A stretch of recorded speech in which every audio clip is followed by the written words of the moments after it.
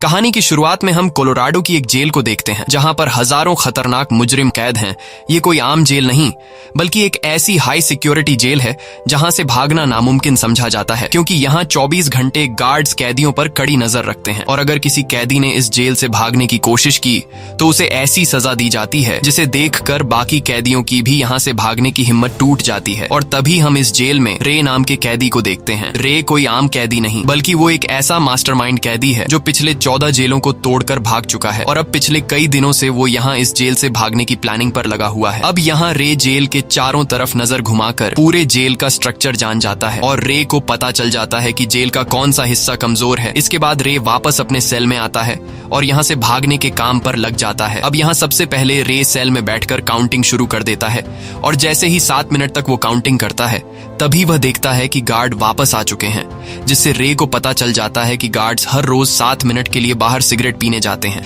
अब रे गार्ड की रूटीन को तो जान चुका होता है, लेकिन जिस सेल में रे को बंद किया जाता है वो सेल एक इलेक्ट्रॉनिक लॉक सिस्टम से बंद और खोला जाता है। इसलिए अब किसी भी कीमत पर रे को यहाँ से निकलने के लिए उस इलेक्ट्रॉनिक लॉक का कोड जानना था। और एक दिन जब गार्ड रे को सेल में खाना देने के लिए आते हैं तब रे की नजर खाने के साथ आए दूध के डिब्बे पर पड़ती है, जिसे देखकर रे के दिमाग में एक आइडिया आता है और रे ने जल्दी से उस डिब्बे के ऊपर से एक प्लास्टिक शीट निकाल ली। अब बाहर जाते वक्त रे ने चुपके से उस प्लास्टिक शीट को इलेक्ट्रॉनिक लॉक पर चिपका दिया। बाहर आकर रे ने अपने साथियों को एक सीक्रेट भाषा में लेटर लिखा जिसमें रे का इस जेल से निकलने का डेट और टाइम लिखा हुआ था। और उस लेटर को पढ़कर बाहर रे के साथी समझ गए कि हमें क्या करना है। अब जब रे वापस अपने सेल में आया और उसने इलेक्ट्रॉनिक लॉक से वो प्लास्टिक शीट निकाली तो उस शीट पर गार्ड्स के टाइप किए हुए कोड रे को पता चल गए। अब बारी थी यहाँ से निकलने की, जिसके बाद रे कुछ टिश्यू पेपर के छोटे छोटे गोले बनाने लगता है और जैसे ही एक गार्ड उसे खाना देने आता है तो रे दरवाजे के बीच उस छोटे से खाना देने वाले रास्ते में टिश्यू पेपर के टुकड़े भर देता है ताकि यह रास्ता लॉक ना हो सके। अब रे के जेल से भागने की पूरी तैयारी हो चुकी थी, लेकिन फिर भी वो सेल में बैठकर इंतजार करता है और जैसे ही गार्ड सिगरेट पीने के लिए बाहर जाते हैं तब रे अपने काम पर लग जाता है और बड़ी आसानी से उस इलेक्ट्रॉनिक लॉक में कोड टाइप करके अपने सेल का दरवाजा खोल देता है। जिसके बाद वो वेंटिलेशन के रास्ते से होते हुए चुपके से कंट्रोल रूम तक पहुंचता है और तभी बाहर हम एक लड़की को गाड़ी में देखते हैं जो जेल के बाहर पार्किंग में गाड़ी खड़ी करके जाने लगती है। पर जैसे ही वो गाड़ी से कुछ दूरी पर चली जाती है तभी उस गाड़ी में ब्लास्ट होता है, जिसकी आवाज सुनकर सभी गार्ड्स का ध्यान उस तरफ चला जाता है और अब रे को यहाँ से भागने का पूरा मौका मिल जाता है। जिसके बाद वो जल्दी से कंट्रोल रूम में अपने सेल के कैमरे को रिवर्स फुटेज पर लगा देता है, जिससे गार्ड को पता ही नहीं चलता कि रे जेल से भाग चुका है, बल्कि स्क्रीन में रिवर्स फुटेज को देखते हुए गार्ड्स को लगता है कि रे अभी भी सेल में मौजूद है। कुछ देर बाद बाहर आग को बुझाने के लिए एक फायर फाइटर की टीम आती है और यहाँ हम देखते हैं कि रे ने भी एक फायर फाइटर के कपड़े पहनकर जेल से बाहर आ गया है। तभी यहाँ एक गाड़ी आती है जिसमें रे के 2 साथी बैठे होते हैं और रे गाड़ी में बैठकर जेल से फरार हो जाता है। कुछ दूर आगे जाने के बाद रे के साथी रे को एक सुनसान सड़क पर छोड़ देते हैं क्योंकि उन्हें लगा कि रे अब पूरी तरह से आजाद हो चुका है। लेकिन तभी वहाँ पर पुलिस की एक गाड़ी आती है और पुलिस वाले रे को देख लेते हैं। रे को देखकर पुलिस वाले समझ जाते हैं कि यह एक जेल से भागा हुआ कैदी है, क्योंकि रे ने अभी भी एक कैदी के कपड़े पहने होते हैं। इसलिए पुलिस फिर से रे को पकड़ लेती है। पर तभी वहां एक आदमी आता है और वो आदमी पुलिस को कुछ पेपर दिखाता है, जिसे देखकर पुलिस वाले रे को छोड़ देते हैं। यहाँ हमें पता चलता है कि इस आदमी का नाम क्लार्क है और क्लार्क रे का दोस्त है। इसके बाद क्लार्क रे को सीधा उसी जेल के वार्डन के पास लेकर जाता है जहाँ से अभी कुछ देर पहले रे फरार हुआ था। वार्डन रे को देखकर चौंक जाता है और उससे पूछता है कि तुम यहाँ पर क्या कर रहे हो, तुम एक मुजरिम हो, तुम्हें तो जेल में होना चाहिए था। तब क्लार्क जेल के वार्डन से कहता है कि मैं और रे हम दोनों एक सिक्योरिटी कंपनी के लिए काम करते हैं। रे कोई मुजरिम नहीं है, बल्कि इसका काम ही यही है कि यह एक मुजरिम बनकर जेल में जाता है, ये पता लगाने के लिए कि इस जेल की सिक्योरिटी अच्छी है या फिर नहीं। और आज तुम्हारे जेल से फरार होकर रे ने साबित कर दिया कि तुम्हारे जेल से भी कैदी भाग सकते हैं, लेकिन तुम्हें घबराने की जरूरत नहीं, क्योंकि रे इससे पहले भी 14 जेलों से भाग चुका है। ये सब सुनकर वार्डन रे से कुछ नहीं कहता और ये दोनों वहां से निकल जाते हैं। और यहाँ हमें रे के काम के बारे में पता चल जाता है और रे को इस मुश्किल काम को अंजाम देने के काफी मोटी रकम दी जाती है। अगले दिन रे जब अपने साथियों के साथ ऑफिस में होता है तभी वहां पर एक CIA एजेंट आती है जिसका नाम जेसिका है। जेसिका रे से कहती है कि मेरे पास तुम्हारे लिए एक नया काम है और तुम्हें इस काम के डबल पैसे दिए जाएंगे। वह रे को बताती है कि तुम्हें एक जेल में जाना होगा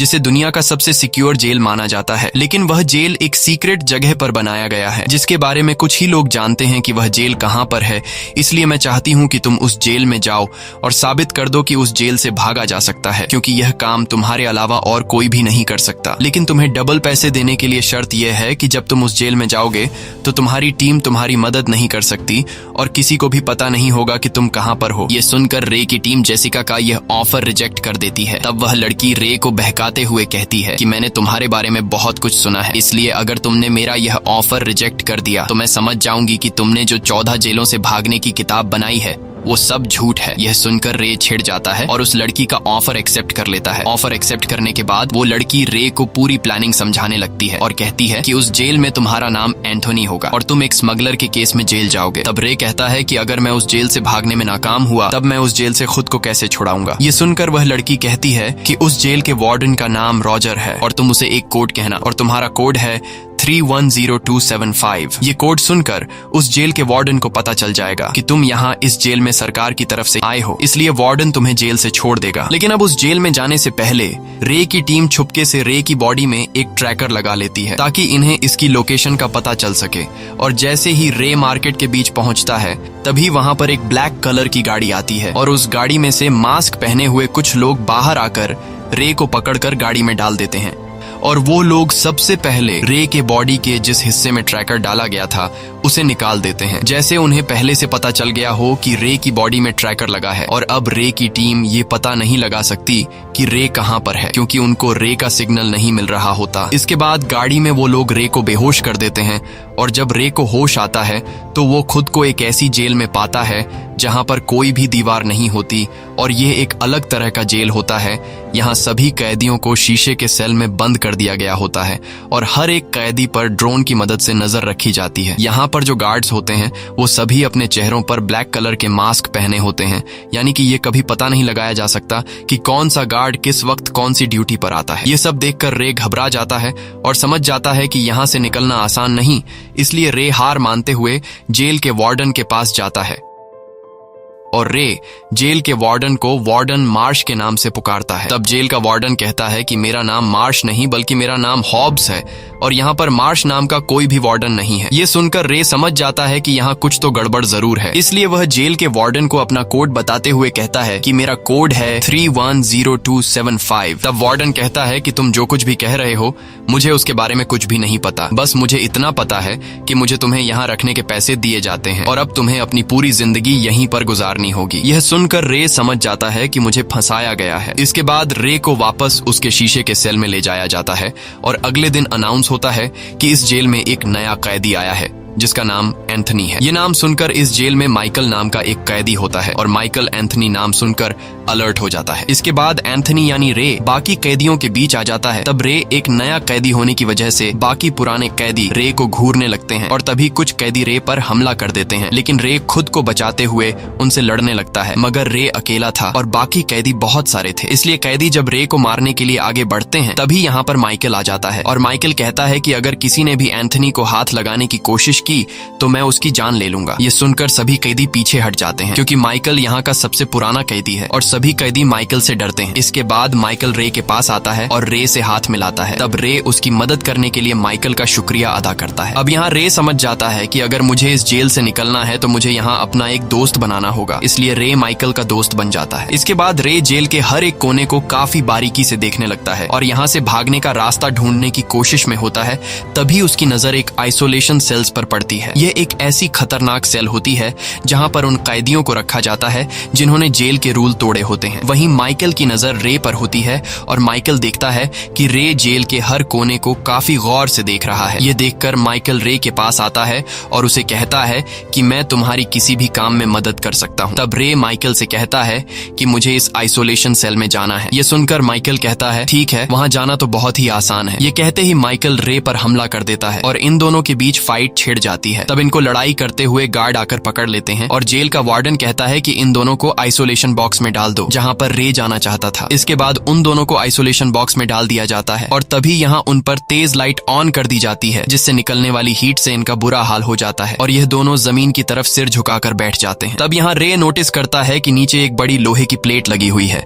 जिसे नट बोल्ट से फिट किया गया है और अब इतनी गर्म जगह में रात गुजारने के बाद अगली सुबह इनकी हालत देखने के लिए एक डॉक्टर आकर दरवाजा खोलता है। तब यहाँ रे उस डॉक्टर से पूछता है कि यह कौन सी जगह है और हम कहाँ पर हैं, लेकिन वो डॉक्टर रे की बात का कोई भी जवाब नहीं देता और तभी ऊपर से गार्ड देख लेता है कि रे डॉक्टर से बात करने की कोशिश कर रहा है। तब वो गार्ड डॉक्टर के पास आता है और उससे पूछता है कि रे ने तुमसे क्या कहा, जिसके जवाब में डॉक्टर झूठ बोल लेता है और गार्ड से कहता है कि रे ने मुझसे कहा कि रात भर गर्मी की वजह से मेरी बॉडी कितनी डिहाइड्रेट हो चुकी है और यह सब कुछ दूरी पर खड़ा रे सुन लेता है, जिससे रे समझ जाता है कि यह डॉक्टर एक अच्छा इंसान है। अगले दिन माइकल रे के साथ खाने के टेबल पर बैठकर उससे पूछता है कि कल आइसोलेशन बॉक्स में जाने के बाद तुम्हें क्या पता लगा। तब रे उसे बताता है कि ये जेल समंदर के किनारे पर है क्योंकि यहाँ की हवा में बहुत ज्यादा नमी है और कल जब हम दोनों आइसोलेशन बॉक्स में बंद थे तब मुझे आइसोलेशन बॉक्स के नीचे लोहे की प्लेट दिखाई दी जिसे नट बोल्ट से फिट किया गया है। अगर मुझे कोई लोहे का टुकड़ा मिल गया तो मैं उस लोहे से आइसोलेशन बॉक्स के प्लेट को खोलकर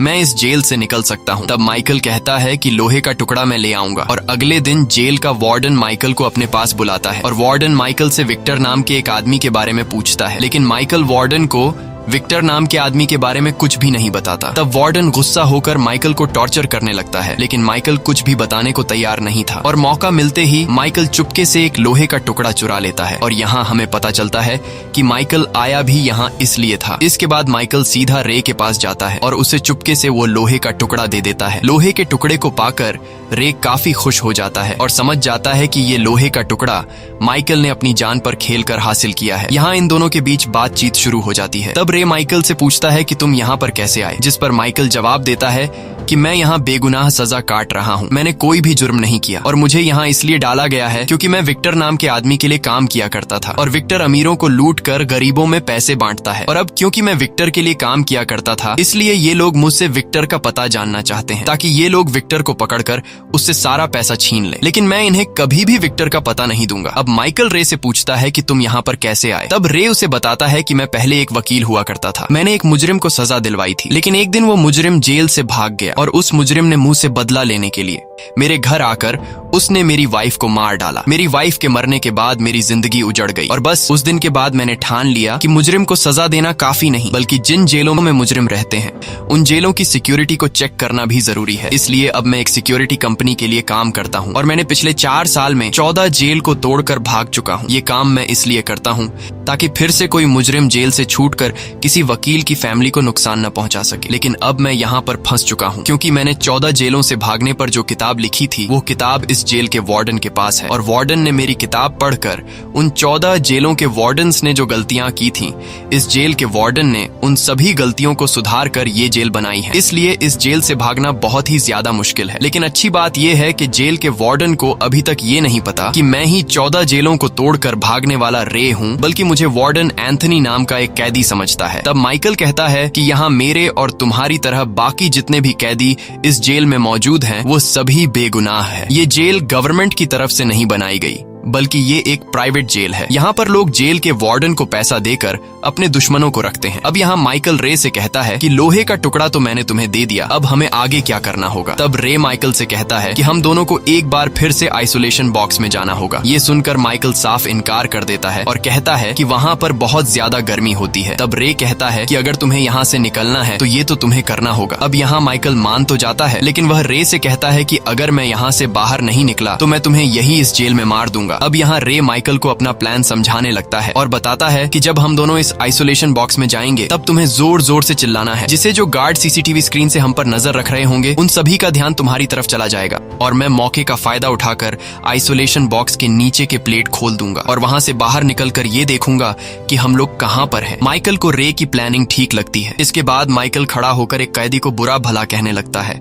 और उस कैदी का नाम जावेद है। ये सब सुनकर जावेद के साथी माइकल और रे पर हमला कर देते हैं और यहाँ पर झगड़ा शुरू हो जाता है। यहाँ फाइट के दौरान रे चुपके से एक रोटी टेबल से उठाकर अपने पास रख लेता है। तभी यहाँ पर गार्ड्स आ जाते हैं और गार्ड्स इन सभी को अलग अलग आइसोलेशन बॉक्स के अंदर बंद कर देते हैं। बॉक्स के अंदर जाने के बाद वहाँ पर तेज लाइट ऑन हो जाती है। लाइट के ऑन होते ही माइकल जोर से चिल्लाने लगता है, जिससे सभी गार्ड्स का ध्यान माइकल की तरफ चला जाता है और मौके का फायदा उठाते हुए रे जल्दी से अपने जेब से रोटी निकालकर उसे चबाने लगता है और फिर उस रोटी को मुंह से निकालकर ऊपर कैमरा पर चिपका देता है, जिससे अब गार्ड्स रे के सेल में कुछ नहीं देख पाते और रे एक एक करके नीचे के प्लेट से सभी नट बोल्ट निकाल लेता है और फिर उस प्लेट को हटाकर नीचे के रास्ते में घुस जाता है। कुछ दूर आगे जाने के बाद रे को वेंटिलेशन का रास्ता मिलता है, जहां वो पाइप्स के ऊपर चढ़ने लगता है और जब वो ऊपर चढ़ रहा होता है तभी गलती से उससे एक पाइप टूट जाती है, जिससे प्रेशर से पानी निकलने लगता है और वो पानी नीचे जमा होना शुरू हो जाता है। अब रे किसी तरह करके ऊपर के दरवाजे तक पहुंच जाता है और जब वो उस दरवाजे को खोलकर अपना सर बाहर निकालता है तो उसकी आंखें खुली की खुली रह जाती हैं, क्योंकि रे को चारों तरफ समंदर के पानी के अलावा और कुछ भी नजर नहीं आ रहा था और ये जेल एक बहुत ही बड़े शिप के अंदर बनाई गई थी। ये सब देखकर रे पूरी तरह से टूट जाता है, क्योंकि रे अब यहाँ से भाग नहीं सकता था और रे समझ जाता है कि अगर मैंने पानी में कूदकर यहाँ से भागने की कोशिश की तो मैं मारा जाऊंगा। अब रे जल्दी से वापस अपने सेल की तरफ आने लगता है, क्योंकि वह समझ गया था कि पाइप के टूटने की वजह से सेल में पानी भरना शुरू हो गया होगा। और वही दूसरी तरफ हम देखते हैं कि आइसोलेशन बॉक्स में जितने भी कैदी बंद है वहां पर पानी भरना शुरू हो गया है, इसलिए यहाँ रे जल्दी से पाइप के जरिए नीचे उतरने लगता है, लेकिन तभी उसका पांव फिसल जाता है, जिससे वह नीचे गिर जाता है। मगर अच्छी बात यह थी कि पाइप से पानी निकलने की वजह से नीचे ढेर सारा पानी जमा हो गया होता है, जिस वजह से रे को चोट नहीं आती। वही जेल का वार्डन जब देखता है कि सेल्स में पानी भरने लगा है, तब वह अपने गार्ड से कहता है कि जल्दी सभी कैदियों को आइसोलेशन बॉक्स से बाहर निकालो, जिसके बाद गार्ड्स एक एक करके सभी कैदियों को बाहर निकालने लगते हैं और इससे पहले कि वो रे के बॉक्स का दरवाजा खोलते, रे अपने बॉक्स में पहुंच जाता है और वह जल्दी से वापस प्लेट लगाकर उस पर नट बोल्ट फिट कर देता है। साथ ही साथ उसने कैमरा पे जो रोटी लगाई थी वो भी उतार लेता है और तभी गार्ड्स बॉक्स का दरवाजा खोलकर रे को बाहर निकाल लेते हैं। वही दूसरी तरफ रे की जो टीम होती है वह रे के लिए परेशान होती है, इसलिए रे की टीम क्लार्क के ऑफिस में जाती है और उससे रे के बारे में पता लगाने को बोलते हैं। तब क्लार्क कहता है कि तुम दोनों परेशान मत हो, मैंने अपने एक आदमी को रे को ढूंढने के काम पर लगा दिया है और रे जल्द ही मिल जाएगा। अब यहाँ रे की टीम के जाने के बाद क्लार्क सीधा वार्डन को कॉल करता है और क्लार्क वार्डन से कहता है कि तुम्हारे जेल में एंथनी नाम का एक कैदी है। एंथनी कोई आम कैदी नहीं, बल्कि वह दुनिया का सबसे शातिर इंसान है, जो पिछले 14 जेलों को तोड़कर भाग चुका है और उसने 14 जेलों से भागने पर एक किताब भी बनाई है। तब वार्डन क्लार्क से कहता है कि जिस आदमी ने 14 जेलों से भागकर किताब बनाई है उसका नाम तो रे है। ये सुनकर क्लार्क मुस्कुराता है और वार्डन से कहता है कि तुम्हारे जेल में एंथनी नाम का जो कैदी है वही असल में रे है और वो अपना नाम बदलकर तुम्हारे जेल को तोड़कर भागना चाहता है। इसके बाद इन दोनों का कनेक्शन कट जाता है और यहाँ हमें पता चलता है कि रे के अपने ही साथी क्लार्क ने रे को इस जेल में फंसाया है और क्लार्क अकेले ही रे की कंपनी का मालिक बनना चाहता है। वही दूसरी तरफ वार्डन रे की सच्चाई जान चुका होता है, इसलिए वार्डन अपना एक गार्ड रे के सेल की तरफ भेजता है और वह गार्ड पूरी रात सेल के दीवार के साथ डंडी मारकर रे को सोने नहीं देता और जब सुबह होती है तब वह गार्ड रे को बुरी तरह से पीटने लगता है और रे को मार मार कर उसका बुरा हाल कर देता है और रे को इतना ज्यादा टॉर्चर किया जाता है कि वो पूरी तरह से टूट जाता है और यहाँ से भागने का सोचना छोड़ देता है, क्योंकि एक तो उसके साथ यहाँ पर बहुत ही बुरा सलूक हो रहा था और दूसरा रे ने खुद बाहर जाकर देख लिया था कि ये जेल समुद्र के बीचों बीच एक शिप पर बनाया गया है, इसलिए रे समझ जाता है कि यहाँ से भागना इम्पॉसिबल है। और अगले दिन रे जब माइकल से मिलता है तब माइकल रे से पूछता है कि तुमने बाहर क्या देखा, जिस पर रे बताता है कि यह कोई आम जेल नहीं बल्कि यह जेल समुद्र के बीचों बीच एक बड़े से शिप पर बनाई गई है। किसी को नहीं पता कि हम कहाँ पर है, इसलिए मेरी तरह तुम भी अपने दिमाग से यहाँ से भागने का ख्याल निकाल दो। तब माइकल रे को मोटिवेट करता है और कहता है कि तुम्हें हिम्मत नहीं हारनी होगी, तुम्हें जिन लोगों ने यहाँ पर फंसाया है उनसे तुम्हें बदला लेना होगा और यहाँ पर इस तरह की जिंदगी जीने से अच्छा है कि तुम एक बार यहाँ से भागने की कोशिश तो करो। ये सुनकर रे के अंदर एक बार फिर से यहाँ से भागने का जज्बा पैदा हो जाता है और यह दोनों आगे की प्लानिंग पर लग जाते हैं। अब यहाँ इन दोनों को सबसे पहले यह पता लगाना था कि यह लोग समुद्र के किस हिस्से में हैं। अब यह पता लगाने के लिए माइकल जानबूझकर रे को जख्मी कर देता है और फिर रे अपने जख्म जख्म की मरहम पट्टी करने के लिए डॉक्टर के पास जाता है और रे डॉक्टर से पूछता है कि आपको हमें बताना होगा कि हम लोग कहाँ पर हैं, लेकिन डॉक्टर उसे कुछ भी नहीं बताता और मौका मिलते ही रे वहाँ से एक सफेद शीट चुरा लेता है, जिसके बाद वह माइकल के पास आता है और यहाँ यह दोनों एक कैदी से चश्मे लेकर उस सफेद शीट से एक डिवाइस बना लेते हैं। ये एक ऐसी डिवाइस होती है जिससे इन्हें पता चल सकता है कि यह लोग इस वक्त कहाँ पर हैं, लेकिन रे कहता है कि इसके लिए हमें रात के वक्त शिप के छत पर जाना होगा और आसमान में तारों की मदद से हम यह पता लगा सकते हैं कि इस वक्त हम कहाँ पर हैं। अब ये दोनों बातें कर ही रहे होते हैं कि तभी वहाँ पर दो गार्ड आते हैं और वह गार्ड इन दोनों को एक साथ देखकर उन्हें मारने लगते हैं, क्योंकि ऊपर कैमरा से वार्डन ने इन दोनों को एक साथ देख लिया था और वार्डन समझ गया कि यह दोनों यहाँ से भागने की प्लानिंग बना रहे हैं। इसके बाद रे को वार्डन के रूम में ले जाया जाता है, जहाँ वार्डन रे से कहता है कि मुझे पता चल गया है कि तुम्हारा नाम एंथनी नहीं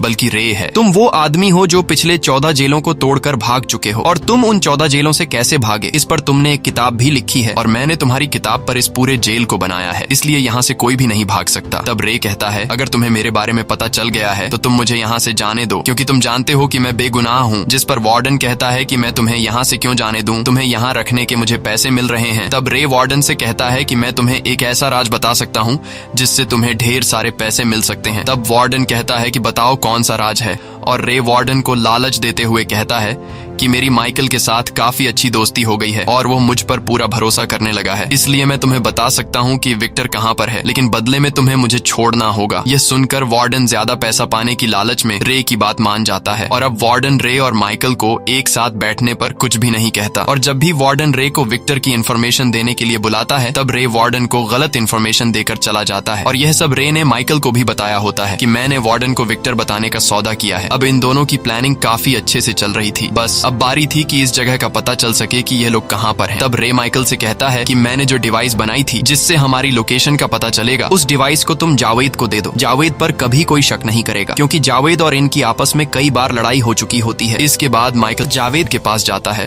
और उसे कहता है क्या तुम यहाँ से भागना चाहोगे? तब जावेद हाँ में जवाब देता है और फिर यह लोग जावेद को अपनी टीम में शामिल करके उसे पूरा प्लान समझा देते हैं। जिसके बाद जावेद सीधा वार्डन के पास जाता है और उससे कहता है कि जेल में कुछ ऐसे कैदी है जो यहाँ से भागने की प्लानिंग कर रहे हैं, इसलिए अगर तुम मुझे अपना जासूस बना लो तो मैं उन कैदियों के नाम और उनके प्लान के बारे में तुम्हें बता सकता हूँ, लेकिन शर्त ये है कि तुम मुझे खुले आसमान के नीचे नमाज अदा करने दोगे। तब वार्डन उसकी बात मान जाता है और जब जावेद खुले आसमान के नीचे जाता है तब वह ऊपर आसमान में तारों को देखकर उस डिवाइस पर निशान लगा देता है। इसके बाद जावेद वह डिवाइस रे को दे देता है, जिसे देखकर रे को पता चल जाता है कि यह शिप अटलांटिक ओशन में है और यह शिप मोरक्को के आसपास है। यह सुनकर माइकल कहता है कि मोरक्को में मेरा एक दोस्त है जो मुझे जानता है और वह हमारी मदद जरूर करेगा, लेकिन सबसे बड़ी प्रॉब्लम यह है कि हम उस तक इन्फॉर्मेशन कैसे पहुंचाएंगे कि हम लोग यहाँ पर हैं। तब रे कहता है कि यह काम मैं कर सकता हूँ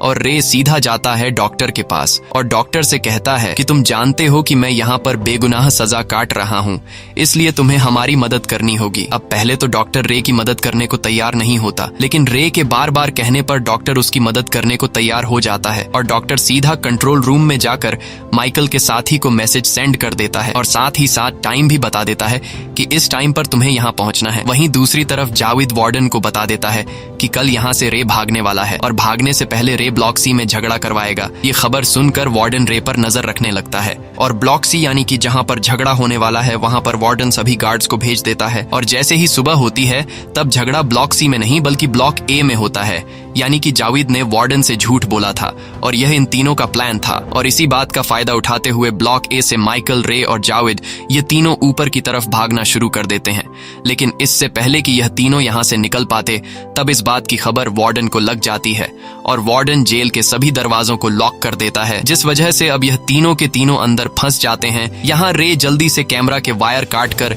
सभी कैमरा बंद कर देता है, लेकिन कैमरा बंद होने के बावजूद भी गार्ड्स उन तक पहुंच जाते हैं और गार्ड्स उन पर फायरिंग करना शुरू कर देते हैं। अब ये लोग खुद को बचाते हुए वहां से भागने लगते हैं, लेकिन इस दौरान एक गोली जावेद को लग जाती है जिससे वह बुरी तरह से घायल हो जाता है। अब यहाँ ये लोग जवाबी फायरिंग में सभी गार्ड्स को मार गिराते हैं। और रे को समझ नहीं आ रहा होता कि सभी कैमरा बंद करने के बावजूद भी गार्ड्स हम तक कैसे पहुंच रहे हैं। तभी यहाँ रे को एक मोशन डिटेक्टर नजर आता है, जिसे देखकर रे फौरन उस मोशन डिटेक्टर को खराब कर देता है और अब वार्डन को इन तीनों का सिग्नल आना बंद हो जाता है। यहाँ रे माइकल से कहता है कि अगर हम तीनों को यहाँ से निकलना है तो हमें सबसे पहले जहाज का इंजन बंद करना होगा, तब जाकर ऊपर का दरवाजा खुलेगा। इसलिए मैं जहाज का इंजन बंद करने जा रहा हूँ और जहाज का इंजन बंद होते ही तुम्हारे लिए ऊपर छत का दरवाजा खुल जाएगा, जिसके बाद तुम जावेद को अपने साथ लेकर ऊपर शिप पर चले जाना। तब माइकल कहता है कि तुम्हारा क्या होगा, तुम यहाँ से कैसे निकलोगे? जिस पर रे जवाब देता है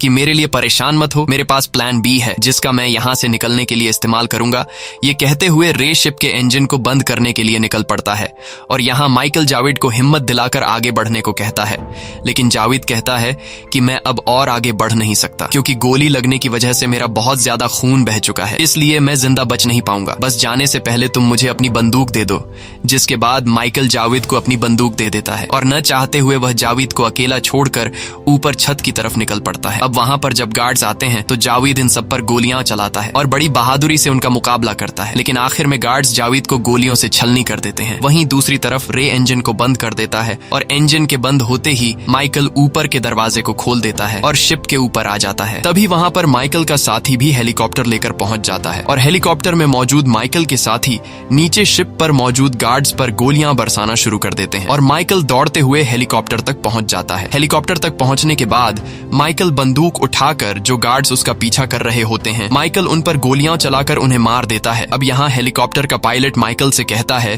कि जल्दी से हेलीकॉप्टर में बैठो, हमें यहाँ से जाना होगा, लेकिन माइकल पायलट को अपने साथी रे का इंतजार करने को कहता है। वहीं दूसरी तरफ नीचे शिप में रे फंसा हुआ होता है और वह एक टैंक के अंदर छुपा हुआ होता है। वहीं वार्डन उसे चारों तरफ ढूंढ रहा होता है और तभी वार्डन को पता चल जाता है कि रे टैंक के अंदर छुपा हुआ है। इसलिए वार्डन चिल्लाते हुए रे से कहता है कि बाहर आ जाओ, वैसे भी तुम यहाँ से भाग नहीं सकते क्योंकि चारों तरफ से हमने तुम्हें घेर लिया है। और तभी एक गार्ड शिप का इंजन ऑन कर देता है, जिस वजह से टैंक के अंदर पानी भरना शुरू हो जाता है। दरअसल यह शिप का स्टेबलाइजर टैंक होता है और जब यह पूरी तरह से भर जाता है तो यह एक्स्ट्रा पानी को शिप के नीचे से बाहर फेंक देता है और तभी बाहर वार्डन भी समझ जाता है कि टैंक के भरते ही रे पानी के साथ शिप से बाहर निकल जाएगा। लेकिन अब सब कुछ जानने के बावजूद भी वार्डन कुछ नहीं कर पाता और जैसे ही टैंक में पानी फुल हो जाता है तब पानी का प्रेशर रे को शिप के बाहर फेंक देता है, जिसके बाद रे तैरते हुए ऊपर पानी के सरफेस पर आ जाता है और ऊपर हेलीकॉप्टर से माइकल नीचे पानी में रे को देख लेता है। जिसके बाद हेलीकॉप्टर रे के करीब आता है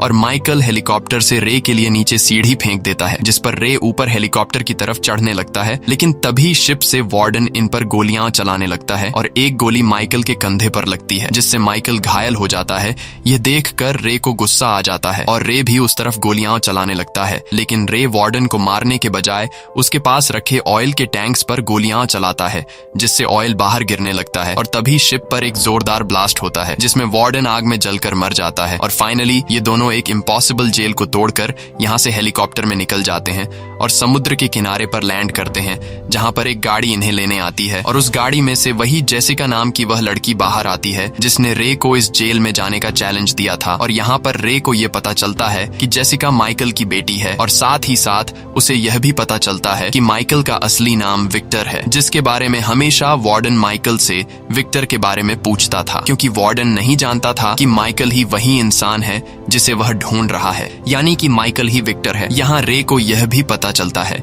कि जेसिका ने जो एंथनी नाम मुझे दिया था वह दरअसल एक कोड था, ताकि जेल में माइकल यानी कि विक्टर यह पहचान ले कि इस आदमी को मेरी मदद के लिए भेजा गया है। इसीलिए जब वह पहली बार जेल में एंथनी नाम सुनता है तो माइकल समझ जाता है कि इस आदमी को मेरी मदद के लिए भेजा गया है। इसलिए माइकल जेल में रे के साथ दोस्ती कर लेता है। यहाँ जेसिका रे को बताती है कि मैंने तुम्हें जेल की सिक्योरिटी तोड़ने के लिए नहीं भेजा था, बल्कि मैंने तुम्हें अपने फादर को जेल से छुड़ाने के लिए भेजा था और मुझे पता था कि यह काम सिर्फ तुम ही कर सकते हो। साथ ही जेसिका रे को यह भी बता देती है कि तुम्हारा दोस्त क्लार्क शुरू में तो वह तुम्हारा साथ दे रहा था, लेकिन बाद में कंपनी का बॉस बनने के लालच में उसने वार्डन के साथ हाथ मिला लिया ताकि तुम जेल से बाहर ना आ सको और वह हमेशा कंपनी का बॉस बना रहे। ये सब बताने के बाद जेसिका और माइकल वहां से जाने लगते हैं और वहीं दूसरी तरफ क्लार्क को पता चल गया होता है कि रे जेल से आजाद हो गया है। यह पता चलते ही क्लार्क अपना जरूरी सामान उठाकर भागने लगता है, लेकिन जैसे ही वह अपनी गाड़ी में बैठता है तभी वहां पहले से उसकी गाड़ी में मौजूद रे का साथी क्लार्क को बेहोश कर देता है और जब क्लार्क की आंख खुलती है तो वह अपनी गाड़ी के अंदर खुद को एक छोटे से कमरे में पाता है। यह देखकर वह जोर से चिल्लाने लगता है, लेकिन उसकी आवाज कोई भी नहीं सुनता। और तभी दिखाया जाता है